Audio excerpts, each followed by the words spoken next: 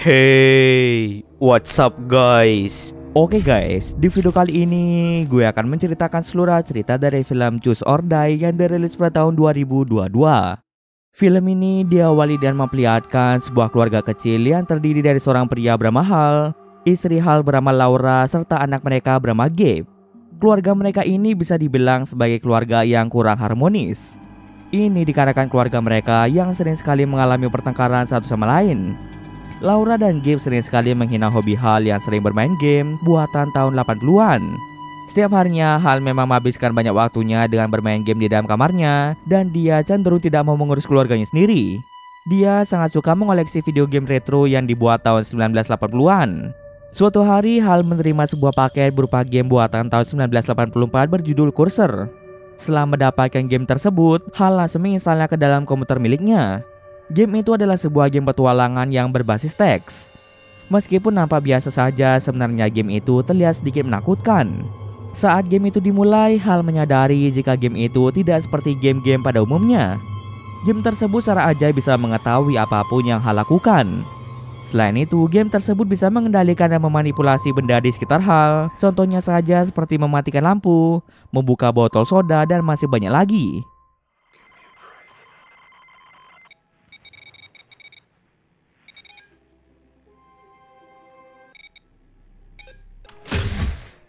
Awalnya Hal merasa takjub dengan game itu sampai tiba-tiba saja game itu meminta Hal untuk memilih salah satu di antara dua pilihan, yaitu lidah Gabe atau telinga Laura. Seketika Hal pun menjadi bingung harus menjawab apa. Game itu terus memaksa Hal untuk memilih hingga pada akhirnya dia pun terpaksa memilih lidah Gabe. Setelah itu Hal pun keluar dari kamarnya dan dia terkejut melihat Laura telah memotong lidah dari Gabe. Hal pun merasa sangat syok dan bingung dengan apa yang telah terjadi padanya saat ini. Pada monitor komputernya, game itu menyatakan jika Hal telah lolos ke dalam level 1. Setelah kejadian itu, Hal menyadari jika game itu adalah sebuah game terkutuk yang bisa membunuh para pemain dan orang-orang yang ada di sekitar pemain.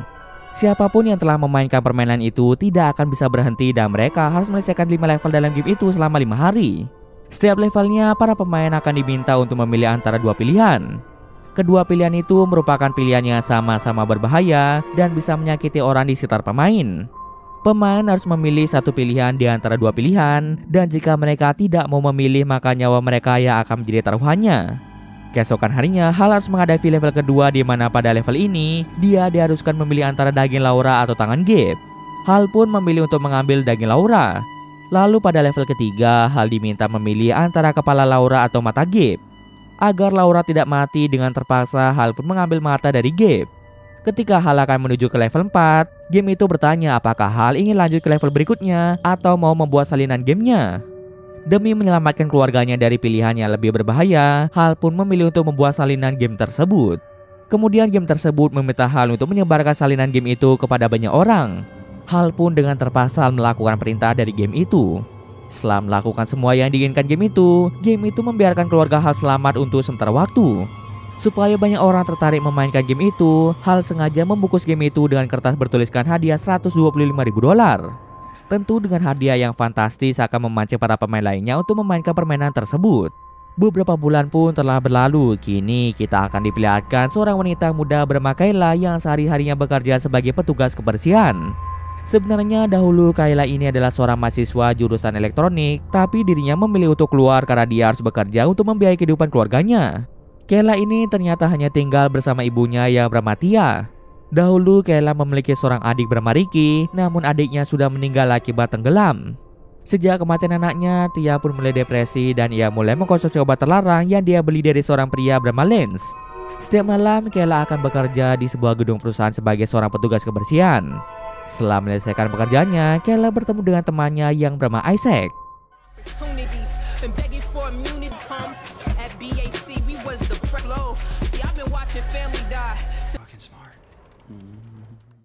Isaac adalah seseorang yang sangat pintar dalam hal teknologi komputer dan elektronik. Isaac juga mengajarkan Kayla banyak hal tentang teknologi komputer, sehingga Kayla pun memiliki skill dalam bidang tersebut. Ketika Kayla sedang berkunjung ke rumah Isaac, dia tertarik melihat sebuah kota yang berisi game berhadiahkan $125.000. Game itu merupakan salah satu dari beberapa salinan yang telah dibuat oleh Hal. Karena total hadiah yang ditawarkan sangatlah banyak, Kayla pun berniat untuk memainkan permainan tersebut. Siapa tahu dirinya bisa menjadi pemenang dan mendapatkan hadiah uang tersebut. Tanpa mengetahui asal-usul game itu, Kayla pun menelpon nomor yang tertera pada bungkus game itu. Lalu terdengarlah suara seorang pria yang meminta pemain untuk memasukkan 4 digit kode untuk memulai game tersebut. Kayla memutuskan untuk memainkan game itu setelah dia menyelesaikan pekerjaannya nanti. Looks like a bootleg. 4 years to complete Thou Art Dead. Kemudian Kayla pun pulang ke rumahnya.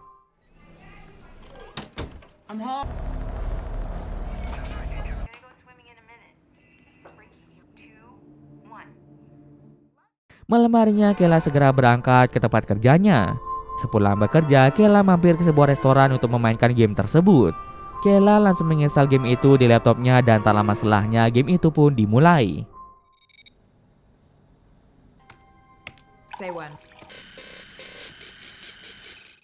Kayla merasa sedikit shock karena game itu mengetahui bahwa dia saat ini berada di sebuah restoran. Lalu game itu meminta Kayla untuk memilih kue atau kopi.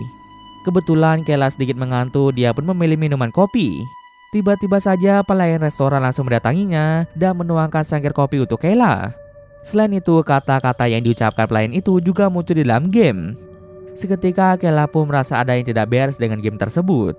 Game itu seakan-akan tahu hal apa saja yang sedang terjadi di sekitar Kayla. Kemudian game itu bertanya pada Kayla apakah dia ingin beristirahat atau tidak.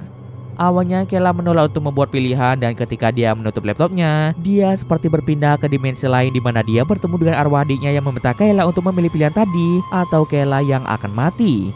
Dengan terpaksa Kayla langsung memilih pilihan istirahat. Tiba-tiba saja pelayan restoran itu memecahkan gelas lalu menelan pecahan gelas tersebut.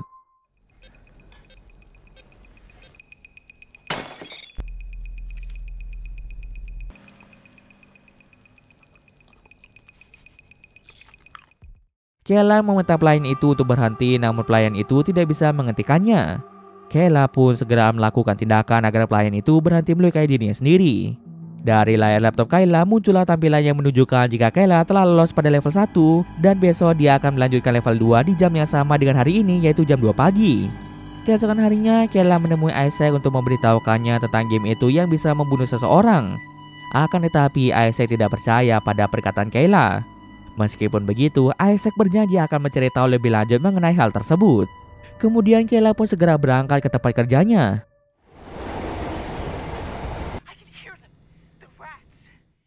Tepat pada jam 2 pagi, Kayla menerima telepon dari ibunya yang ketakutan karena muncul banyak tikus di rumah mereka. Tiba-tiba saja suasana tempat kerja Kayla berubah menjadi menyeramkan dan ternyata level kedua dari game itu akan segera dimulai. Terlihat pada sebuah monitor memunculkan denah rumah Kayla. Selain denah rumah Kayla, di monitor itu juga memperlihatkan posisi ibu Kayla beserta posisi tikus yang masuk ke dalam rumah Kayla. Dari layar monitor, ibu Kayla sedang berada di kamarnya sementara tikus itu berada di ruang lain. Tikus itu terlihat sangat kelaparan dan sebisa mungkin Kayla harus menjauhkan ibunya dari tikus itu agar tikus tersebut tidak memakan ibunya. Kemudian game itu meminta Kayla untuk memilih apakah ibunya harus ke ruang tamu atau ke kamar mandi. Kayla pun meminta ibunya menuju ruang tamu. Setelah mengetikkan kata ruang tamu, yang bergerak ke sana malah si tikus. Hal itu pun hampir membuat ibu Kayla meninggal. Kayla pun mulai mengerti jika dirinya harus membuat tikus itu berada di ruangan lain agar ibunya bisa keluar dari rumah tersebut.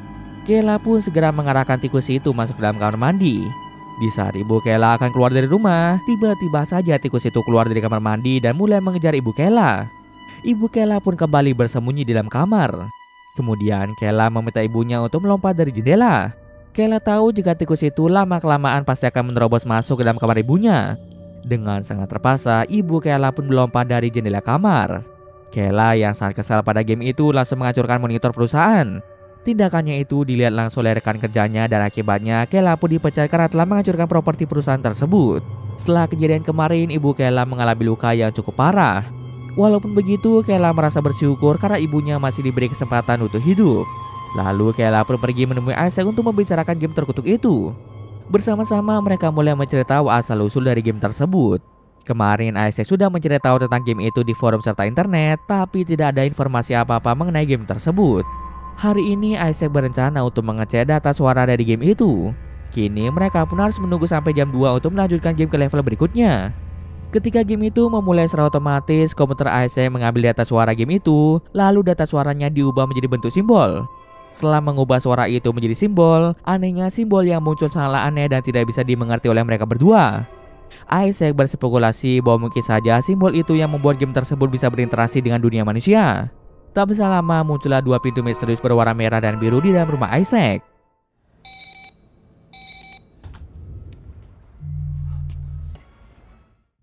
Game itu meminta mereka untuk memilih salah satu pintu. Mereka berdua memutuskan untuk memasuki pintu berwarna merah. Di balik pintu merah terdapat sebuah kolam renang yang menjadi tempat meninggalnya saudara Kayla, yaitu Ricky. Lalu Kayla pun mendengar suara Ricky dari dalam kolam renang. Kayla dan Isaac segera masuk ke dalam kolam renang yang dipenuhi dengan kabut tebal. Saking tebalnya kabut itu, mereka berdua tidak bisa melihat apa yang ada di depan mereka. Lalu Kayla terkejut melihat Ricky dan Isaac yang tergeletak di lantai kolam renang. Game itu meminta Kayla untuk memilih antara menyelamatkan Ricky atau Isaac.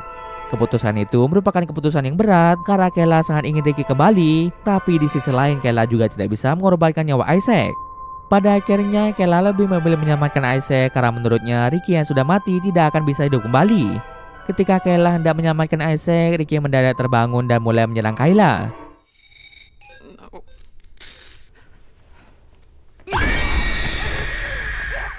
Kayla pun tak memiliki pilihan lain selain membunuh Ricky. Setelah melewati kejadian tersebut, Kayla pun lolos ke level 3. Keesokan harinya, Isaac berhasil melacak keberadaan perusahaan game yang telah membuat game itu dengan menggunakan nomor telepon yang dihubungi Kayla sebelum memulai game tersebut. Setelah mendapatkan alamat tempat perusahaan pembuat game itu, Kayla dan Isaac segera pergi menuju ke sana. How long till the next level starts? Sesampai di sana, Kayla langsung menghubungi nomor telepon perusahaan itu dan terdengarlah suara nada dering telepon. Kayla dan Isaac segera mengikuti suara nada dering telepon itu hingga sampailah mereka di sebuah ruangan. Pada ruangan itu, mereka menemukan sebuah rekaman yang bertuliskan kursor beta 1 yang masih dalam tahap pengembangan. Pada rekaman itu memperlihatkan seorang pria bernama Beck yang merupakan si pembuat game itu sedang melakukan uji coba terhadap game ciptaannya pada tahun 1984. Dia menjelaskan bahwa dia telah menemukan kutukan dengan menggunakan beberapa simbol misterius. Beck mengetahui jika kutukan dalam simbol misterius itu bisa mempengaruhi kenyataan. Dia pun memiliki ide untuk memasukkan kutukan itu ke dalam sebuah game yang dia beri nama Cursor. Siapapun yang bermain game itu, dia akan mendapat kutukan, dan si pemberi kutukan akan mendapat keuntungan dari penderitaan si pemain yang terkutuk. Percobaan pertama pun dimulai pada seorang remaja gamer yang sedang bermain dengan game tersebut. Beck akan mencoba memberikan kutukan pada si remaja gamer itu. Beck meminta remaja itu untuk memilih memakan komputer atau memakan tangannya sendiri. Remaja itu langsung memilih memakan tangannya sendiri. Saat itu juga Beck langsung melukai tangannya dan di tempat lain remaja itu langsung memakan tangannya sendiri. Kutukan itu membuat si remaja itu memakan tangannya, dan ketika remaja itu telah memakan tangannya sendiri, luka pada tangan Beck pun terlihat sembuh dengan sangat cepat. Kesimpulannya, ketika si pemberi kutukan yaitu Beck memberi kutukan pada para pemain, dan pemain itu mengalami luka sampai meninggal, maka Beck akan mendapat keuntungan berupa keabadian serta kesembuhan fisiknya. Sejak 1984, Beck menghabiskan waktunya untuk menyempurnakan game ini dan saat ini game tersebut sudah berada di versi paling terbaru di mana kutukan itu bisa mengambil alih gamenya tanpa harus dikendalikan oleh Beck. Walau begitu, Beck masih tetap akan mendapat keuntungan dari penderitaan para pemain yang memainkan game tersebut.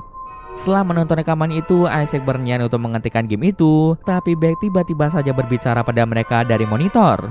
Beck menganggap jika tindakan Isaac itu merupakan sebuah kecurangan.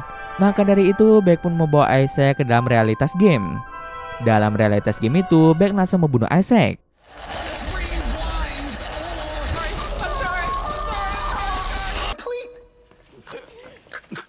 Hal itu pun membuat Kayla menjadi sangat bersedih.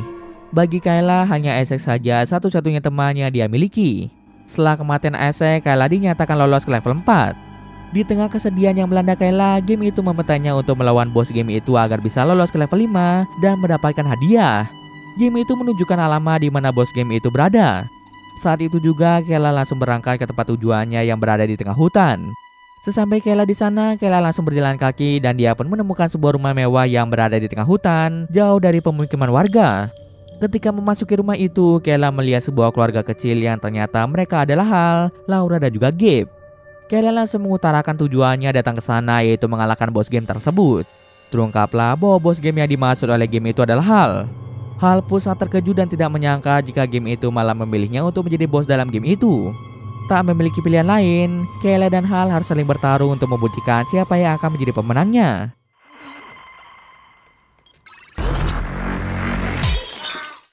Di tengah pertarungan, Hal dan Kayla menyadari jika mereka tidak bisa saling menyerang. Ini dikarenakan ketika Hal menyerang Kayla, maka rasa sakit dari serangan itu akan dirasakan oleh Hal itu sendiri. Begitu pula dengan Kayla. Saat dia mencoba menyakiti Hal, maka rasa sakit yang seharusnya dirasakan Hal malah berpindah ke Kayla. Cara satu-satunya agar mereka bisa menyerang satu sama lain adalah dengan menyakiti diri mereka sendiri. Contohnya ketika Kayla menggores tangannya sendiri dengan pisau, maka luka pada tangannya akan berpindah ke tangan Hal. Ini sama persis seperti yang ditunjukkan Beck pada rekaman percobaan pertamanya dengan game tersebut, di mana dia melukai pemain dengan melukai dirinya sendiri, dan luka itu akan sembuh dikarenakan lukanya berpindah ke pemain itu. Dengan cara ini, Kayla dan Hal pun mulai bertarung satu sama lain.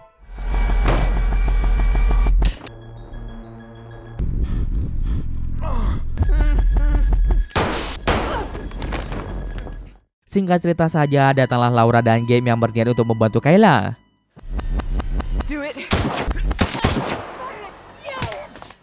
Kemudian Kayla pun memiliki ide untuk menenggelamkan dirinya untuk membunuh Hal. Hal pun mencoba mencegah hal itu dengan menggorok lehernya sendiri supaya Kayla meninggal. Namun hal itu sudah terlambat, Kayla terlebih dahulu menenggelamkan dirinya ke dalam kolam renang. Hal pun langsung terdiam. Tiba-tiba keluarlah air dari dalam mulut dan hidungnya yang menandakan bahwa dia sedang menerima reaksi tenggelam akibat tindakan Kayla. Beberapa saat kemudian Hal pun meninggal akibat tak bisa bernafas. Setelah itu Laura langsung menyelamatkan Kayla yang hampir saja mati tenggelam. Laura juga mengobati beberapa luka yang dialami oleh Kayla. Setelah kondisi Kayla sedikit pulih, Laura mengucapkan terima kasih pada Kayla yang telah menyelamatkannya dan juga Gabe. Hal telah banyak melakukan kejahatan pada Laura dan Gabe, maka dari itu Laura sangat bersyukur karena Kayla datang untuk membunuh Hal. Lalu Kayla pun mendapat notifikasi dari game itu yang menyatakan jika dia telah memenangkan game tersebut. Namun bukan hadiah uang yang akan dia dapatkan, melainkan keahlian membaca simbol kutukan itu yang dia dapatkan sebagai pemenang. Sejak menjadi pemenang, Kayla akan menggunakan kutukan itu untuk menghukum orang-orang jahat atau yang pantas untuk menderita. Sebagai korban pertamanya, Kayla memilih untuk membunuh seorang pria bernama Lance yang telah membuat ibu Kayla yaitu Tia terjerumus ke dalam obat terlarang. Selain itu, Lance juga sering memasak Kayla untuk menjadi kupu-kupu malam. Kini Kayla akhirnya mendapat kesempatan untuk balas dendam pada Lance. Kayla membuat sebuah program dengan simbol itu dan mulai menjebak Lance untuk bermain dalam game buatannya. Rencana Kayla berjalan dengan lancar dan dia pun berhasil membuat Lance membunuh dirinya sendiri.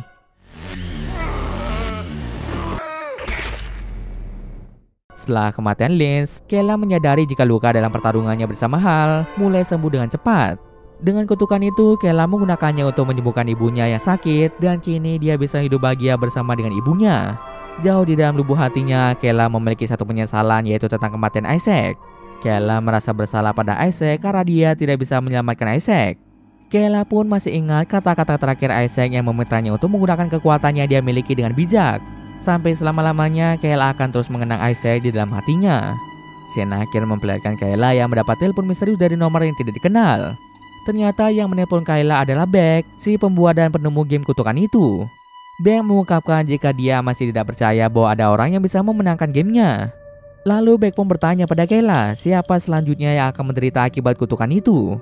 Dengan percaya diri, Kayla pun berkata bahwa kekuatan yang ia miliki saat ini akan ia gunakan untuk kebaikan dan tentunya yang akan menderita adalah orang-orang yang pantas untuk menderita. Dan cerita pun selesai. Oke, mungkin sekian dulu video kali ini. Jika ada salah, gue maaf. Oke, see you next video guys.